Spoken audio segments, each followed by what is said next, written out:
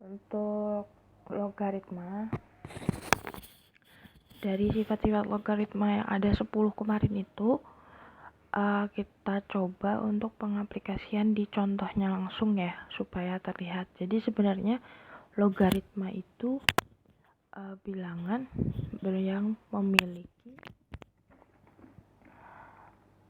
bilangan pokok atau basis 10, tapi tidak ditulis angka 10-nya. Kayak misal, kalian kalau nulis angka 2, itu 2 aja kan? Sebenarnya angka 2 itu memiliki perpangkatan, yaitu 2 pangkat 1. Tetapi karena angka 1 ini dianggap merupakan pangkat yang lazim dipakai di angka tunggal, maka kemudian angka 1 atau perpangkatan 1 ini tidak perlu ditulis. Sama halnya seperti logaritma. Jadi kalau ada log 5, ini tidak ada angkanya di depan kan? Ini sebenarnya ada angkanya, tapi dianggap lazim ditulis log 5 saja karena 10 log 5 atau logaritma yang memiliki bilangan pokok atau basis 10 itu dianggap wajar, maka 10-nya tidak perlu ditulis. Atau gini, kalau kalian masih bingung, kalau kalian ketemu persamaan x kuadrat plus x min 5, lihat ininya aja. Zaman dulu yang namanya variabel kan, x-nya ini kan variabel ini variabel. Koefisiennya mana? Koefisien itu kok yang angka yang ada di depannya variabel. Jadi di depannya variabel nggak ada angka kan, tapi sebenarnya ini ada angkanya. Angka berapa? Yaitu angka 1 dikalikan apapun, ya apapun itu sendiri kan, makanya angka 1-nya tidak perlu ditulis seperti itu. Sekarang lanjut dulu ke contoh yang pertama di soal 86 di buku paket kalian. Di situ ada soal 2 log 4 ditambah 2 log 12 dikurangi 2 log 6. Logaritma itu sebenarnya kayak permainan puzzle, jadi harus pintar ngotak-atiknya seperti itu. Jadi jawaban satu orang sama orang yang lainnya mungkin jawabannya sama, tapi langkahnya bisa aja berbeda seperti itu. Jadi kalau ngerjainnya beda langkah sama temennya, it's okay, nggak apa-apa, karena logaritma memang mengasah keterampilan kalian seperti itu. Oke, contoh yang pertama adalah nomor 86. 2 log 4 plus 2 log 12 kurangi 2 log 6. Kalau logaritma, perhatikan dulu, kalau ngerjain perhatikan dulu bilangan pokoknya sama numerusnya. Nih. Biasanya bilangan pokok atau basisnya sama numerusnya harus diseret ke angka yang sama. Tapi lihat lagi sifat-sifat yang kemarin sudah ditulis ada 10 itu. Di sifat nomor 3, di situ ada tulisan a log x ditambah a log y sama dengan a log x kali y. Dengan berarti kalau logaritma dijumlahkan dengan basisnya sama, berarti numerusnya kalau ditambah jadi dikali. Berarti kita tulisnya 2 log 4 kalau ditambah jadi dikali. Lihat sifat nomor 3. Terus sekarang ini sama juga kan, basisnya 2, ini juga 2. Ini 2. Lihat sifat nomor 4. A log x min A log y sama dengan A log x bagi y. Dengan kata lain, kalau ditambah berarti dikali, kalau dikurang berarti dibagi. Gitu. Jadi kalau basisnya sama, kalau ditambah itu dikali, pantatnya ya, pantatnya. Kalau dikurang itu dibagi. Oke, lanjut, berarti ini 2 log 4 kali 12 berapa? 48 dibagi 6, berarti 2 log 8. Kalau sudah sampai sini, dia udah sendirian. Logaritma itu buat basis sama numerusnya menjadi angka yang sama. Berarti ini berubah jadi 2 log 8-nya diseret ke angka 2. Gimana caranya? Di 8 bagi 2 berapa? 4 dibagi 2 berapa? 2, berarti 2 pangkat 8 itu 2 pangkat berapa? 1, 2, 3. Oke, di 2 pangkat 3. Oke, terus lihat sifat logaritma nomor 5. A log X pangkat N sama dengan N kali A log X.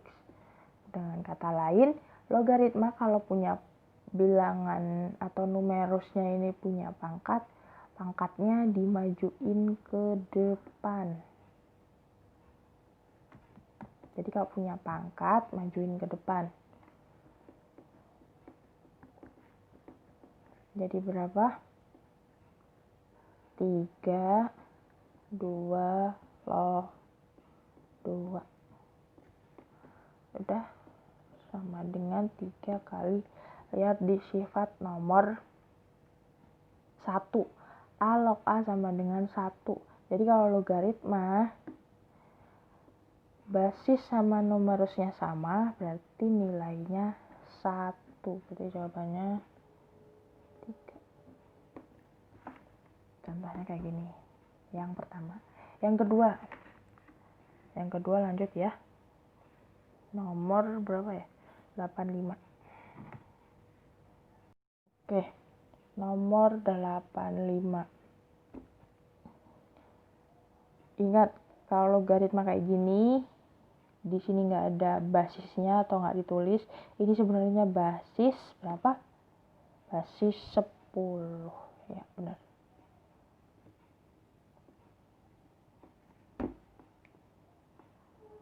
Oke.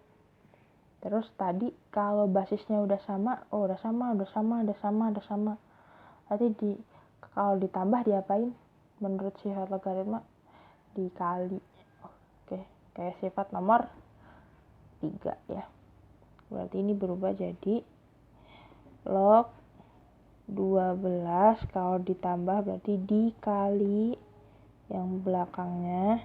Kalau ditambah berarti dikali belakangnya per log 6. Kita beres. Ini sama dengan log 12 kali 3. 36 akar 3 kali 2. 6 per log 6. Oke. Lanjut. Sama dengan ini kan susah ya. Maksudnya ini ada akarnya. Gimana supaya akar ini hilang?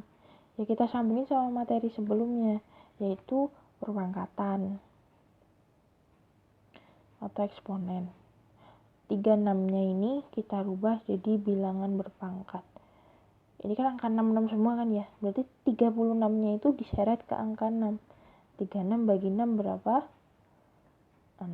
Oke, berarti 36-nya ini berubah jadi 6 pangkat 2. Kalau akar 6 ini berarti pangkatnya berapa? Pangkat 1. Akar kalau nggak ada ditulis di sini akarnya, berarti di sini akar 2. Materi eksponen kemarin. Berarti kalau bentuk akar ini dijadikan bentuk pangkat berubah jadi 6 pangkat 1 per 2 per log 6. Diingat-ingat lagi materi eksponennya kemarin ya. Jadi kalau matematika itu ilmunya berkesinambungan, makanya jangan suka pada absen atau bolos ya. Gitu. Lanjut. Logaritma 6 pangkat eksponen kemarin kalau dikali 6 pangkat 2 dikali 6 pangkat setengah, berarti 6 nya ditulis sekali, pangkatnya diapain? Ditambah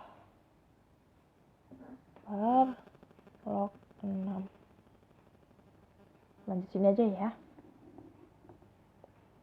Berarti log 6 pangkat 2 setengah per log 6.